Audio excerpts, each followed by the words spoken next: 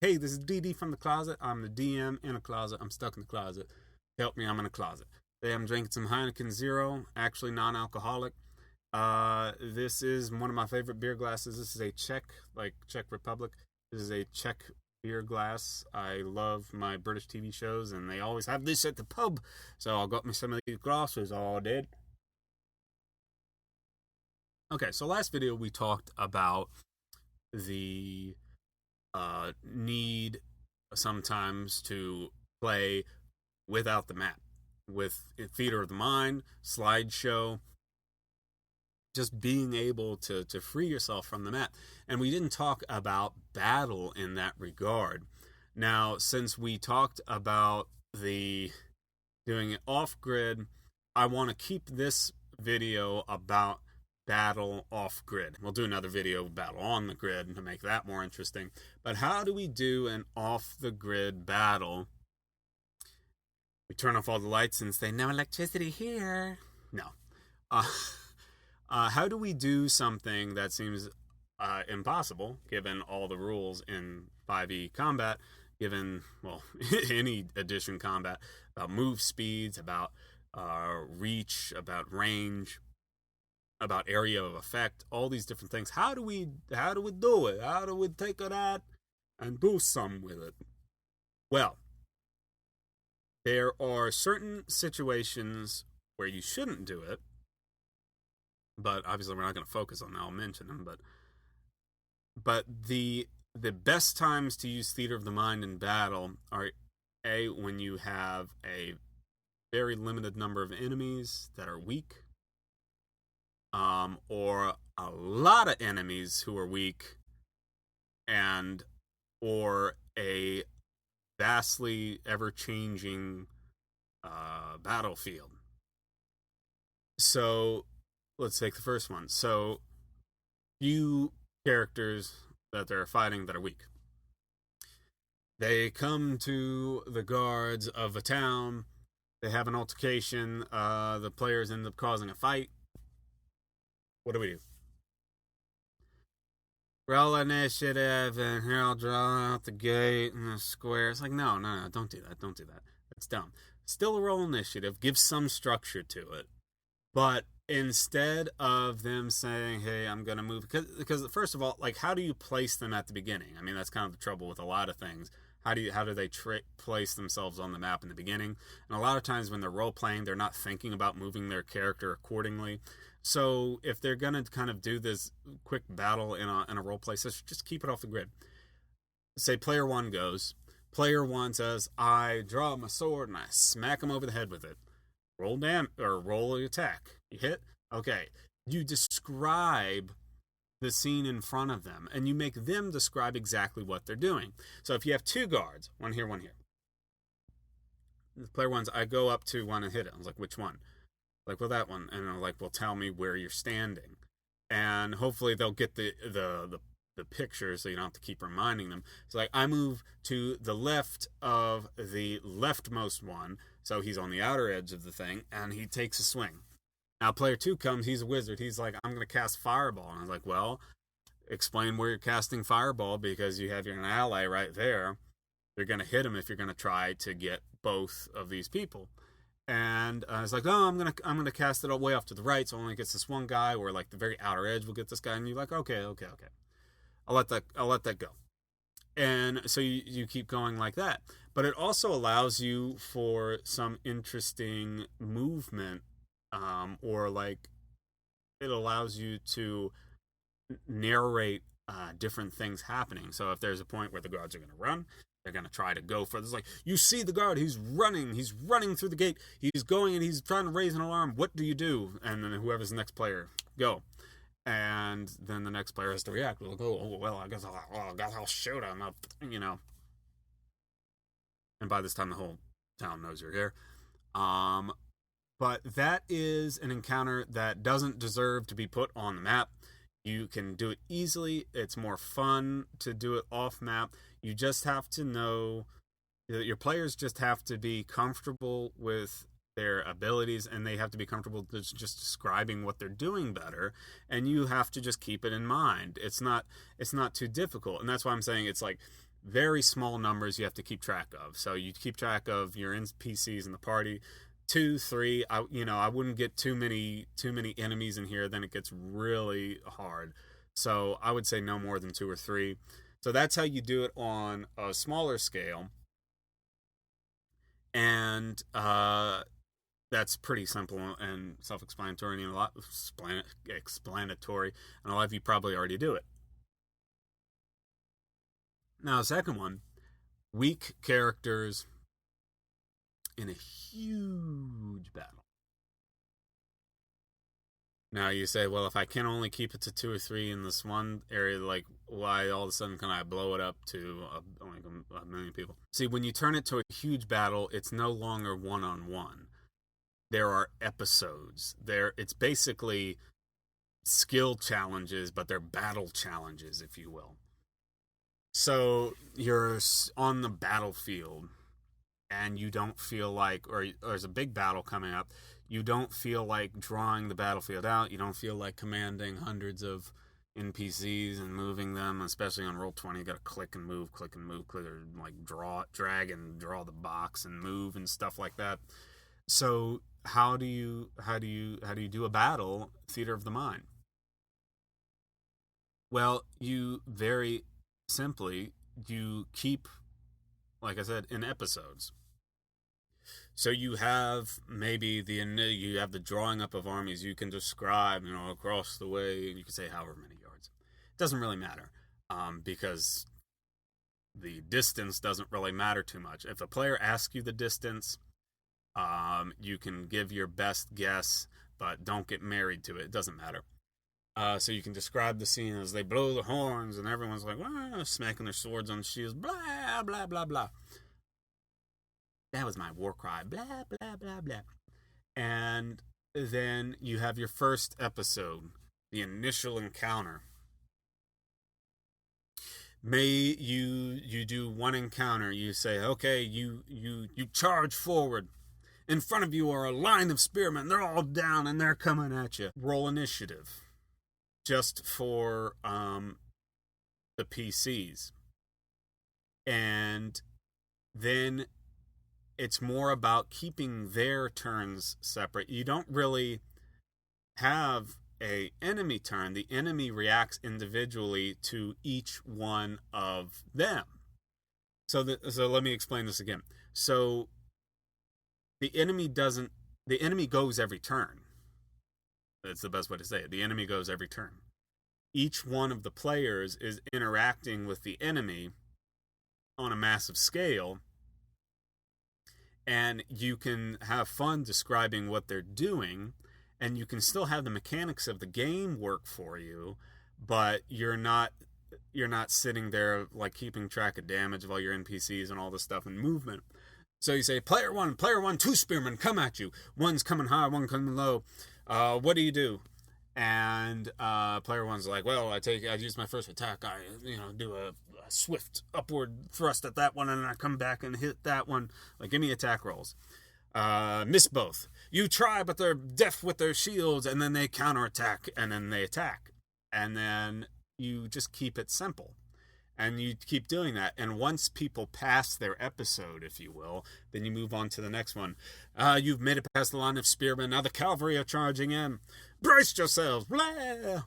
And then you have a cavalry encounter, maybe. Then you have maybe a no man's land while the artillery is raining down on you or something like that. Or actually, I'd probably go first when the initial charge.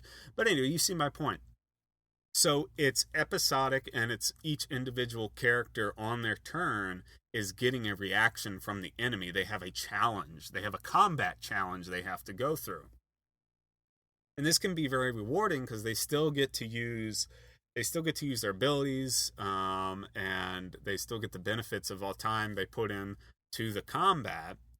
But then you also can have a fast clip thing. Now, your preparation for this is knowing what each of these episodes are, and maybe adding some flavor to each one. Like maybe they have to dodge a ballista or stone, or a huge bolt fired from a scorpion or something like that. So they have to They have to do some saves. They have to do some fighting. If they say you have a rogue and he wants to do a sneak attack or something like that, you can fit that in. It's not that hard.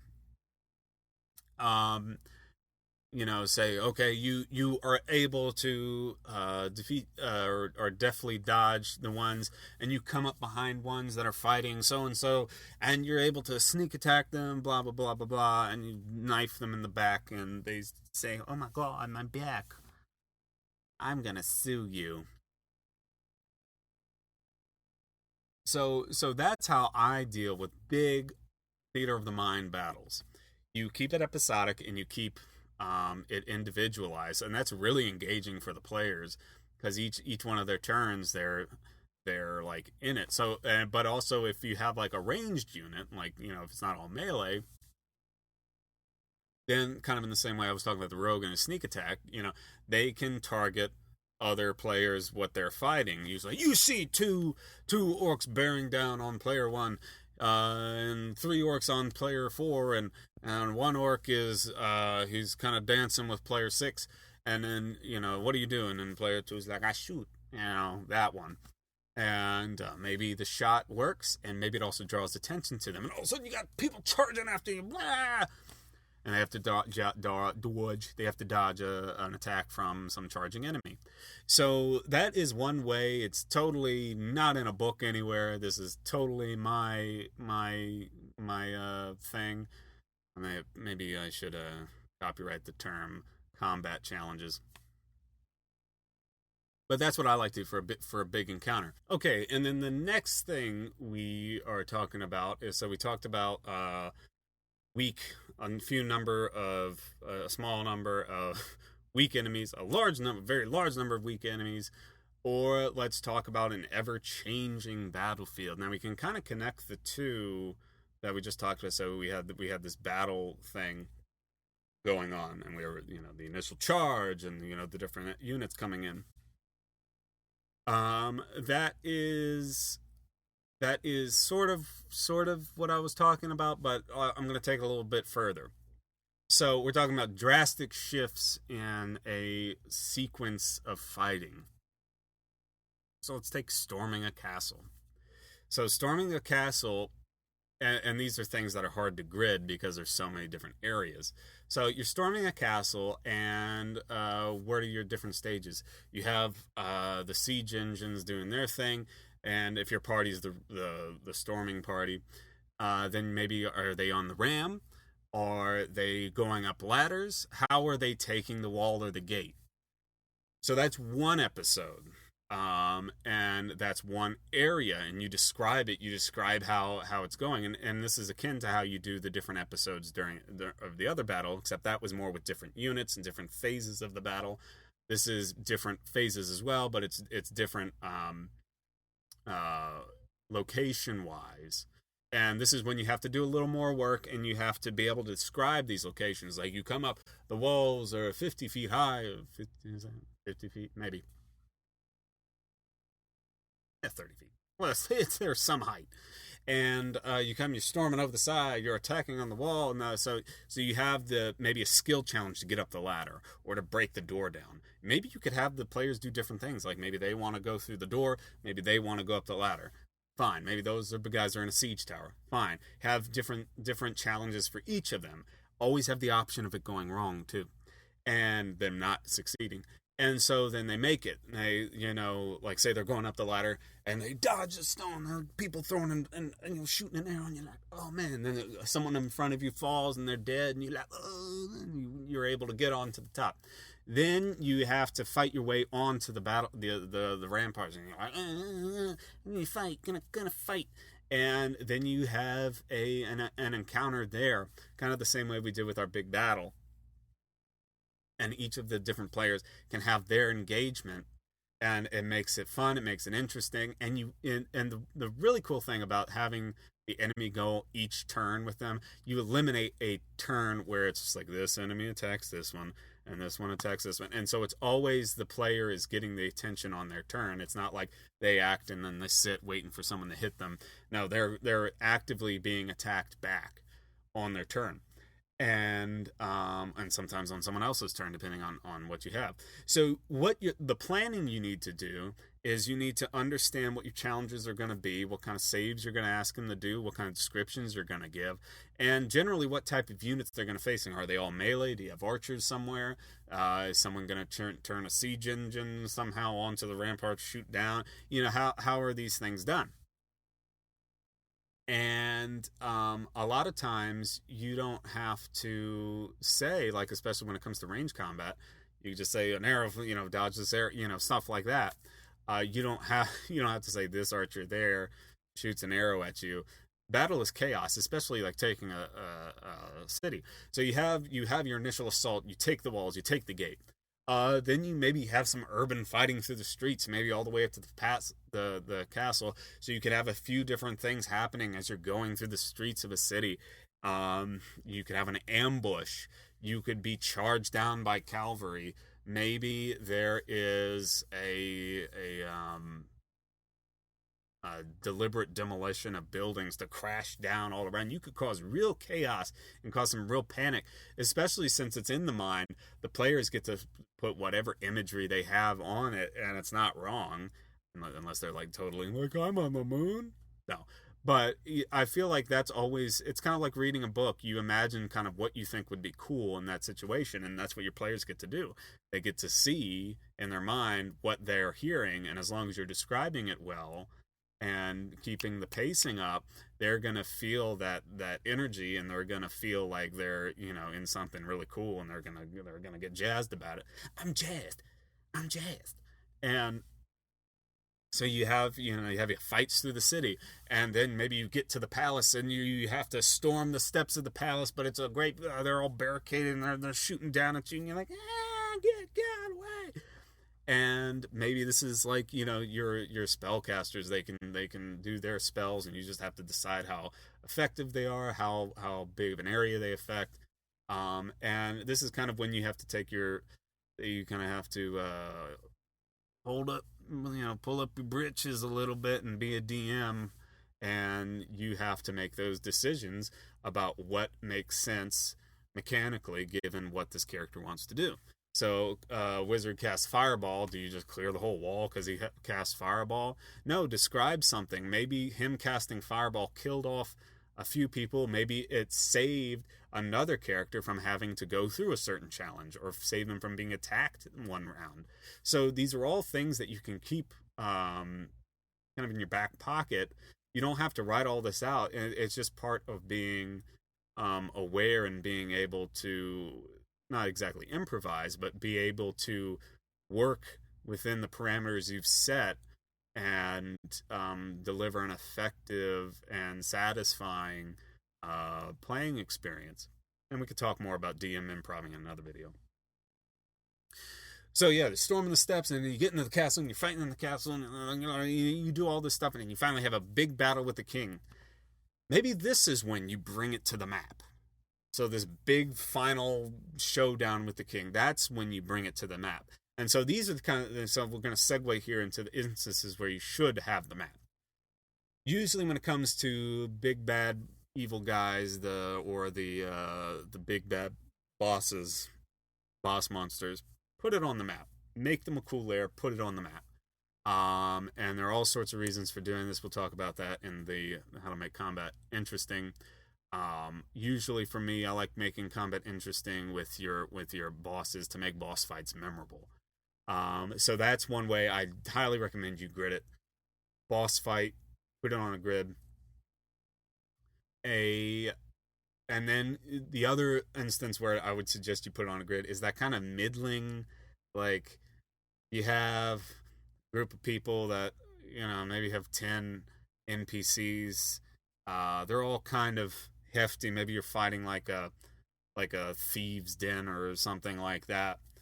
And it's probably best to map that out just because of how, usually the ones that have the HP are the ones that are a little more plot essential. And so, but then that also means that they require more organization and upkeep and bookkeeping. So those are the instances, those kinds of middling encounters with somewhat plot important characters or big bad bosses, and always keep those on the map. Or if you're really into the terrain itself being vivid and them using the terrain, like maybe you have an arena and you have different obstacles in the arena and you're like want them to use them. Obviously, that's better on a map, so map it. And so when it comes to Theater of the Mind, these are against inconsequential characters, and they're either in a very small, quick scenario or a massive one, be it in just the sheer number of enemies or in the locale. So yeah, so that was a little bit about how I go battling off the map. This has been DD from the closet. If you like the video, please give it a like. Please subscribe. Comment something. Tell me something. Tell me how you go about this, if you go about it at all. If you try it, and let me know how it goes. All right. So everyone, I got my Heineken Zero. And now I don't anymore because it's gone.